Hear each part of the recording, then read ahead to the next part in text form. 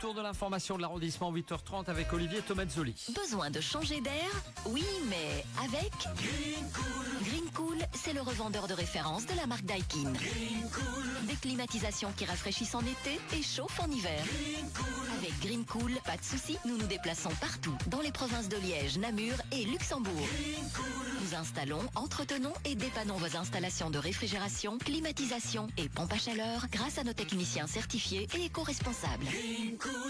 080 77 13 27. Impact FM vous ouvre son antenne. Il est déjà 8h08. Et c'est l'heure de notre premier rendez-vous du 8h08 cette semaine. À vivre en direct, bien sûr, Impact FM et Impact News pour l'image sur Facebook. Ce matin, on le consacre le rendez-vous au Festival Il pleut des cordes qui se déroulera, si ma mémoire est bonne et si j'ai la bonne date, du 22 août au 7 septembre. On en parle avec Denis Gabriel. Bonjour Denis. Bonjour Patrick. Alors, je ne me suis pas trompé dans les dates, c'est bon? C'est exactement les bonnes dates. C'est formidable. Ça va Denis? Tout va bien? Ça va très Passez bien. un bon week-end? Très épuisé de la chaleur, mais très bon week-end. Ça, je pense que ça revient sur toutes les lèvres. Hein. Voilà, tout à fait. Et puis là, le moral est complètement à zéro pour Ah, là, l'instant voilà. avec ce temps-là. Bah, il pleut des cordes. Hein. Il pleut des cordes, exactement. C'est pas fait exprès.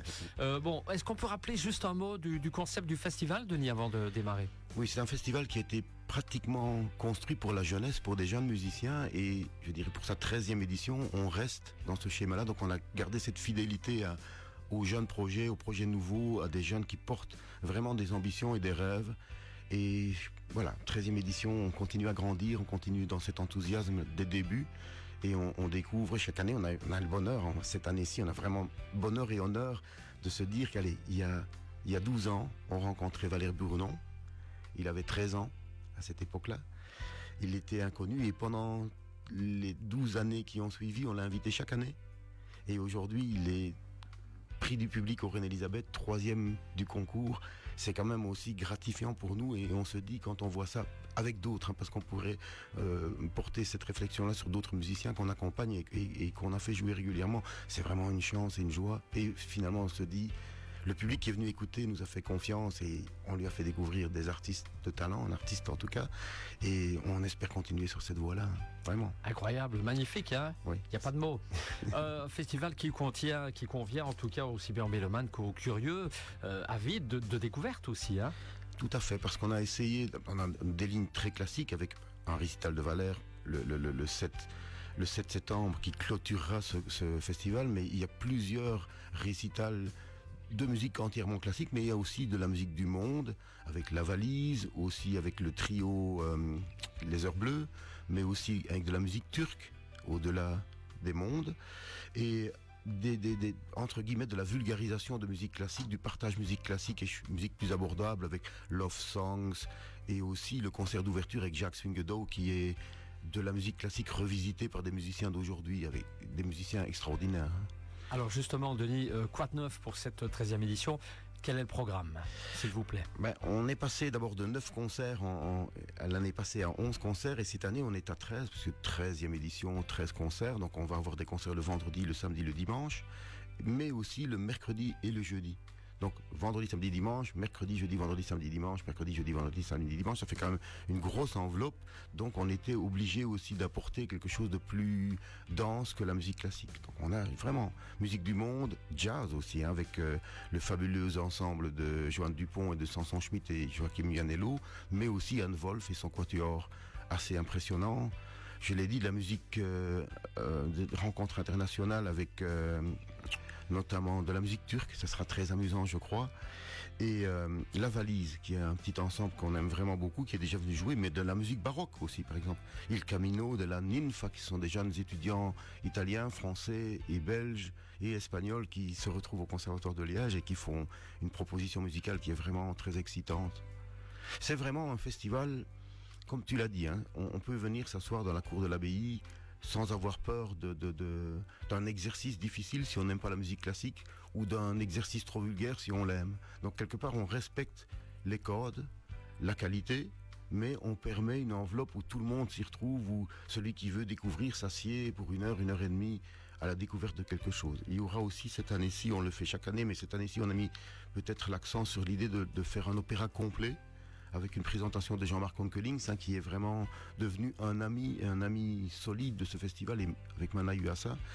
et qui vont développer l'opéra de Bizet, Les Pêcheurs de Perles, un superbe opéra de Bizet, avec 3 jeunes chanteurs, un piano et une trame de nouveau emmenée par Jean-Marc Onkelings pour présenter au public et faire découvrir au public ce que c'est un opéra et aussi cet opéra-là de Bizet.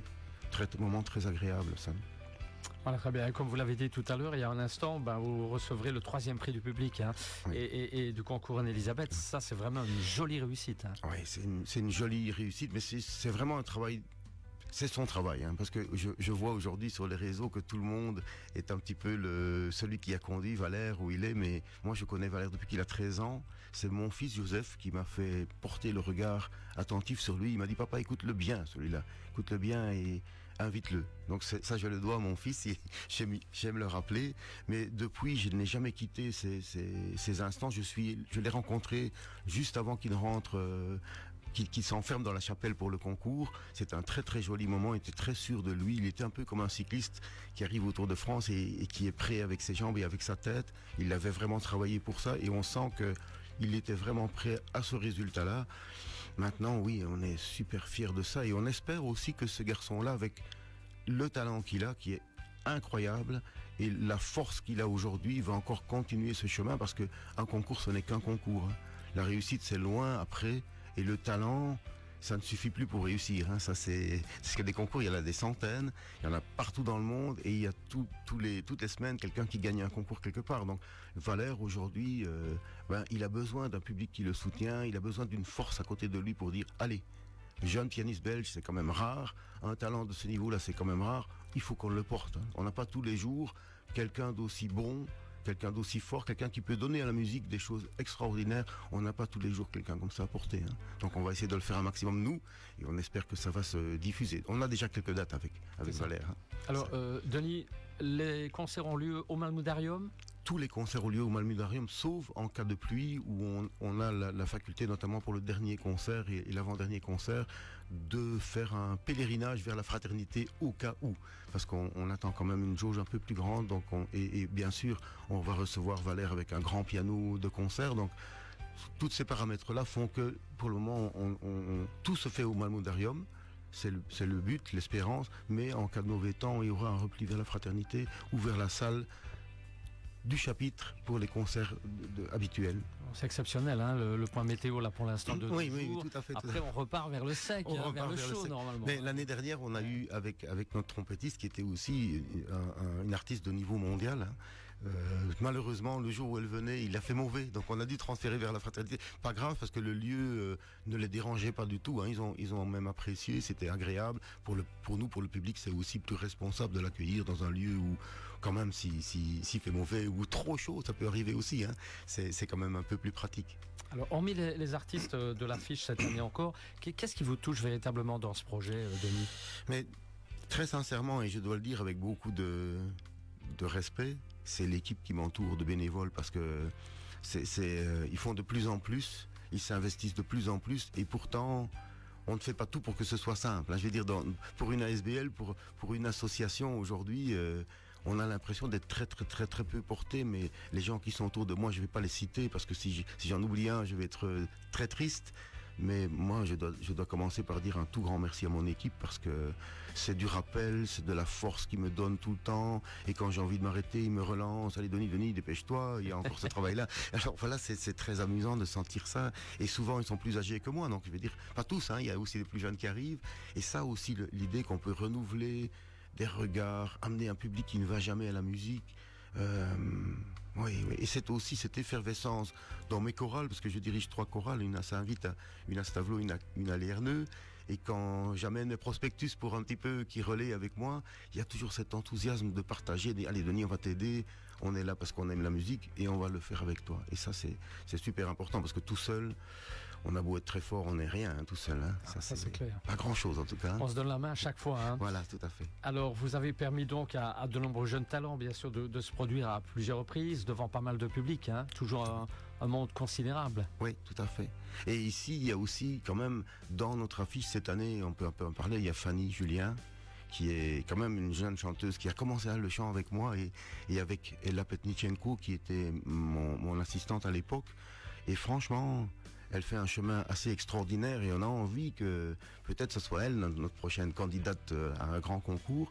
Et il y a aussi un jeune pianiste de Fémonville qui s'appelle Marceau Scholzen, qui est dans un concert avec moi l'avant-dernier jour, le 6, qui est aussi très intéressant, qui a beaucoup de potentiel, beaucoup de rêves. Et on va accompagner particulièrement ceux-là. Hein. Et aussi, alors, ne manquez surtout pas, si vous ne devez choisir qu'un concert, Léonore Swingedaux et Constantina Vidalaki. Léonore, c'est une violoncelliste liégeoise qui est pour le moment à Berlin dans l'orchestre de l'opéra. Et Constantina, c'est une pianiste grecque. Elles sont extraordinaires. Ce sont deux musiciennes. Quand vous ne connaissez pas la musique classique, que quand vous commencez par elles, c'est aussi simple que de la pop. C'est aussi simple que de la pop. On va dire ça comme ça. 13 concerts d'exception en tout cas, une affiche exceptionnelle encore pour cette 13e édition.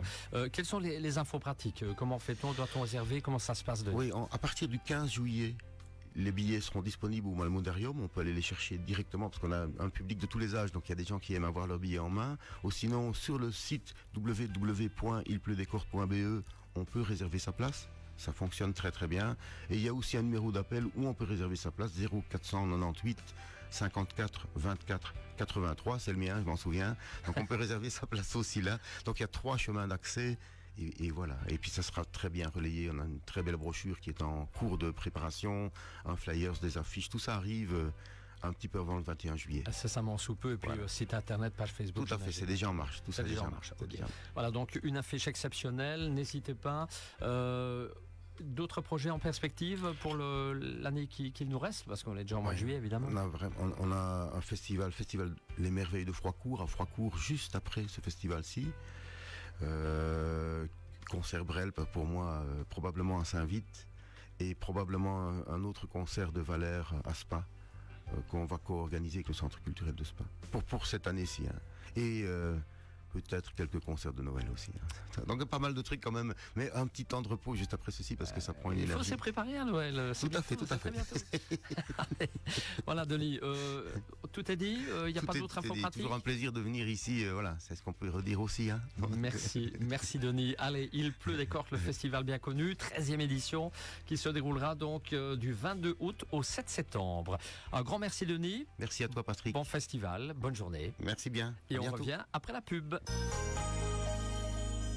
Besoin de changer d'air? Oui, mais